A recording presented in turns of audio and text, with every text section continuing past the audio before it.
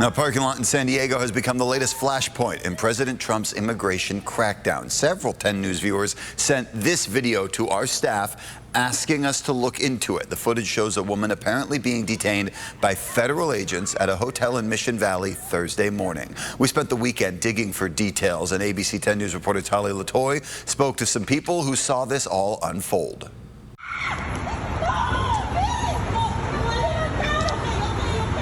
This was the scene in the parking lot of a Mission Valley hotel early Thursday morning. A woman screaming for her life, creating an emotional scene for witnesses in the area. I tried to calm my coworker because hearing her screams was terrible for me at that moment. This woman, who asked to remain anonymous, watched the entire scene unfold. She tells me the woman being detained worked at the hotel and has a son. She's very shaken by all this. She hasn't stopped crying. We're all human beings. We're people. And she didn't deserve this. Nobody does. She says the law enforcement agents shown in the video never identified themselves. Since they looked like normal people, no uniforms, no badges, I asked them, "Do you have a warrant? Why are you taking her?"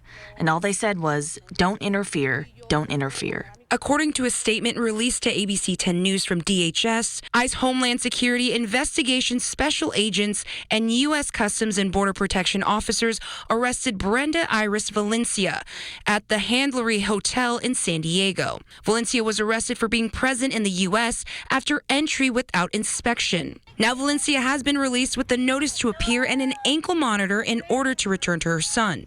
The witness tells me it remains unclear if Valencia will return to work. But this scene now remains ingrained in the minds of those who were there. Pues que no tengan miedo, que somos una comunidad que lo único malo que hacemos es querer trabajar y salir adelante.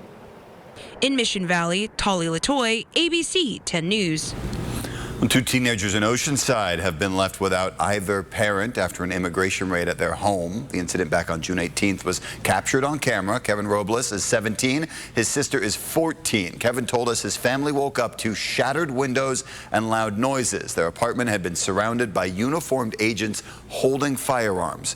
Both kids are U.S. citizens. Both were put in handcuffs until neighbors intervened.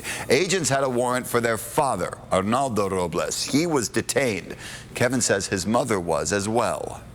It was something something hard for me to process, knowing that both of my parents were taken and I didn't even get to say bye or not even one word.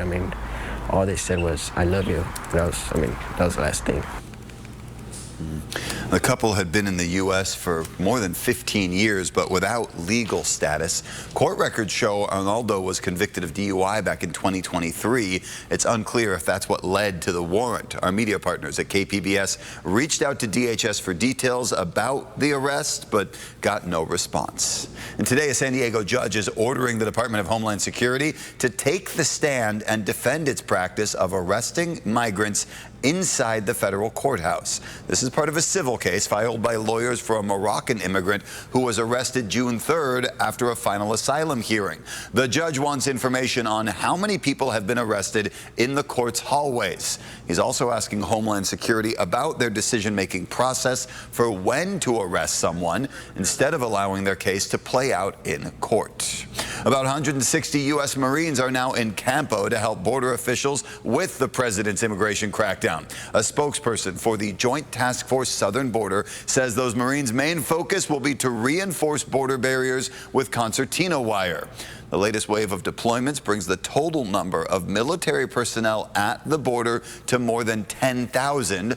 Part of that is Task Force Sapper. That group is made up of 500 Marines and sailors based at Camp Pendleton.